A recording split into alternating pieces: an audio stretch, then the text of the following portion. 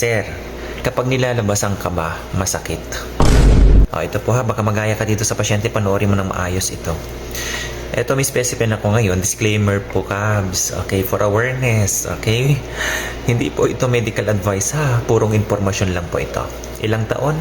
32 years old. Nabasa ko na pong ihi nito kabayan, klaro. Okay, malinaw na malinaw. Pero pagdating dito sa kanyang nilalabas, Cabs, pasilip ko na lang para mas at least maintindihan nyo. Kasi kung kayo, meron kayong karamdamang ganyan na masakit pag nilalabasan, tingnan nyo, sobrang konti, Cabs. 0.9 ml. Wala pang 1 ml.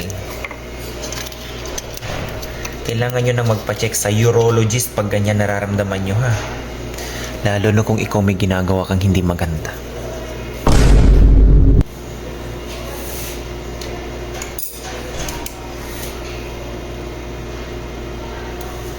So, ayan siya, Cabs.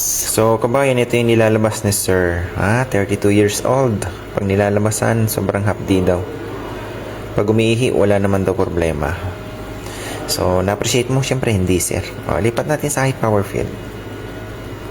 Okay, ano napapansin mo?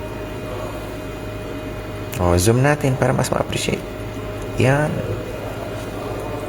Yung mga gumagalaw na yan, alam nyo na yan. Yung mga tadpole na yan.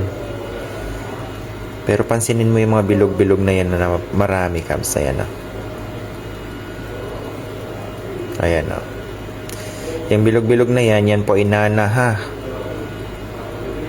Ulitin ko, lalo na pag ikaw meron ka dyan mga sideline ba. Okay.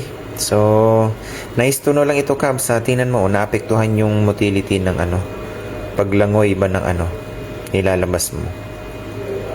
Mahapdi talaga yan. Masakit. Tapos, nagtataka siya bakit konti lang daw ang nilalabas niya ngayon. Kasi may problema nga, Cabs. So, sabi ko na sa kanya, yung doktor mo na lang, yung urologist mo na lang mag-explain sa'yo niyan.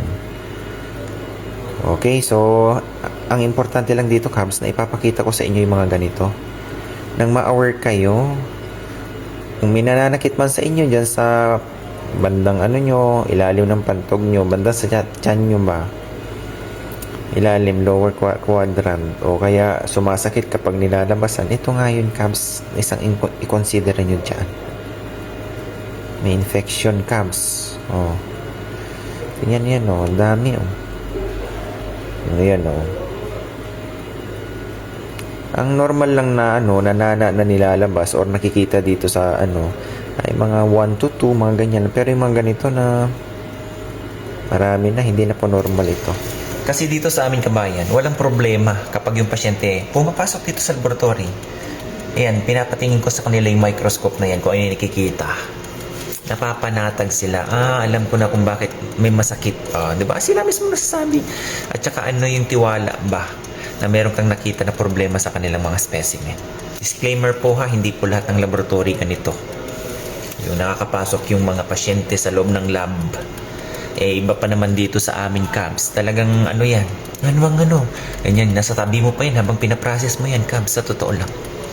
Okay? So, ako naman, pag sinasabi ko, bahala na lang yung doktor mo, yung urologist dyan mag-explain. Meron pa yung iba pagawang mga analysis yan, mga procedure para matukoy niya kung saan nanggagaling at ano ang problema. Okay, so, okay. Napapanatag naman kahit paano yung pasyente. So, kabayan, alam mo na, kung ikaw may nararamdaman, walang ibang gagawin kundi magpatingin sa doktor. Okay? Huwag mo nang tiisin yan at huwag kang mag-self-medicate, ha. Sinasabi ko sa'yo. Lalo na kung ikaw may ginagawa kang sidelines. Okay? So, alagaan nyo po yung kalusugan nyo, kabayan, ha? God bless. Bye-bye.